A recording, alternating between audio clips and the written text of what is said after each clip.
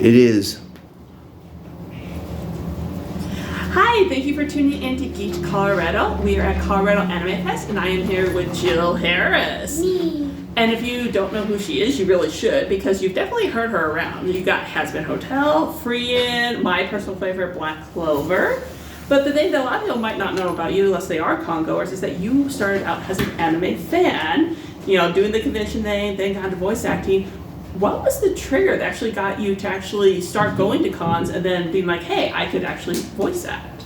Well, I mean, when I was 10 years old and I found out, I realized I made that connection that this was a job that you could get paid for. I was like, well, why would I do anything else? I want to do that. I was the weird kid that I would be like, did you know that Hank Azaria voices like 50 characters in The Simpsons? And stuff like that. I got an ADHD diagnosis at 30, but in retrospect, voice acting became my special interest. And, I was really fascinated in Western animation, but I got really into anime, and anime is a little less intimidating than, because anime, there's a lot of it in LA, but most of it is in the DFW area, Texas, and so it was like, okay, I could go to LA and compete with Tara Strong, Yeah. or I could go to Texas and compete with less people, so it was less scary. I also have just kind of a high-pitched voice, so it works very well for anime. But yeah, no, I love anime. One of the first ones that I ever watched was called Kodocha. It has Laura Bailey. She's my favorite actress, and it's about a little girl who is an actress. And they don't say it, but she definitely has ADHD. So I felt really seen when I watched that one, and I was like, I want to be like Sana. I want to be an actress.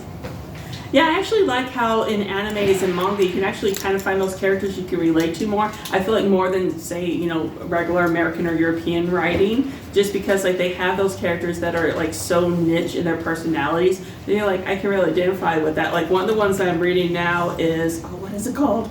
It's about, I believe she's a demisexual, and then she's married to a gay guy just to basically match their cultural expectations. And I'll put it in the thing for you people watching, the actual name of it. But it was really, really great because that was the first time I saw a demisexual actually represented in anime. I'm like, whoa, this is cool. So I was just like how things are also spreading now. You can see more ADHD, actually doing psychological analysis of all the different anime characters. Yes. I've seen so many panels on that. I'm sure you've probably over the years gone to some fun panels talking about that kind of stuff too. So over your career, you've also done a lot of magical characters. So what magical power would you like to have in the real world? Interesting. Because my brain is being invisible would kind of be cool, be like a fly on the wall. Reading minds pops into my head, but I'd be sad. But it would also probably mostly be people going, oh, I hope I didn't say anything stupid. I would just realize that everybody else has anxiety too. Yeah. But I guess I do have a lot of water characters, and growing up watching Avatar: The Last Airbender, I loved Katara, and I wanted to be a waterbender, so I will just say water bending. And I especially love in Avatar they can use the water to heal as well, and I'm very clumsy. I will wake up and have mystery bruises on myself, so to be able to get rid of those. I've been anxiously picking at my hands. It's one of my anxiety things, and so to be able to just heal that up in a second, very cool. Yeah. So with that, is there any projects that you're working on right now that you are allowed to talk about? I just finished directing a show called Gnosia. There are a couple more episodes to come out. It's really, really fascinating. It is a sci-fi kind of supernatural, it's kind of has elements of The Thing, that classic horror movie, but it's also, I did not expect, one of the most beautiful love stories of all time. I just worked on it, and I just did these last few episodes, and I was like, I did not expect a romance from this, but it was just like tearing up in the booth with the other actors. I love it. It's one of my favorite things that I've ever worked on. Let's see. I'm currently recording Hell's Paradise Season 2 and the new season of Freerun, so check those out. Those are both very cool shows. And also, as a con goer yourself, what is your funniest con moment you've ever had? Either as a voice actor or when you were just attending? Funniest con moment? Or worst con, you can do either one. Because I know we've all had at least one somewhere in there.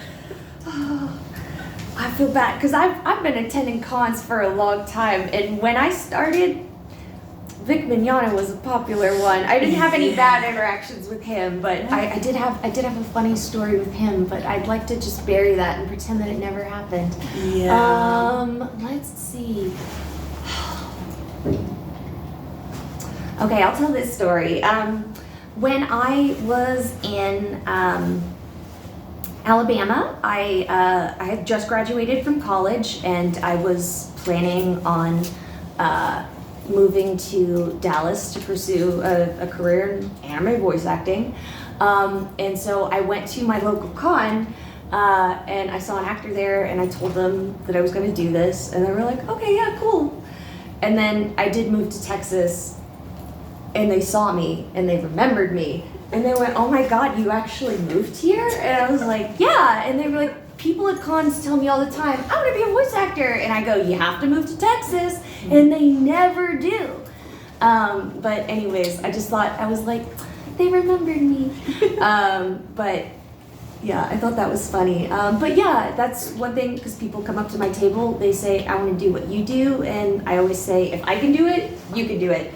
I was one of the ones, I would go up to actors' tables and be like, I want to be a voice actor just like you. Do you have any tips for me?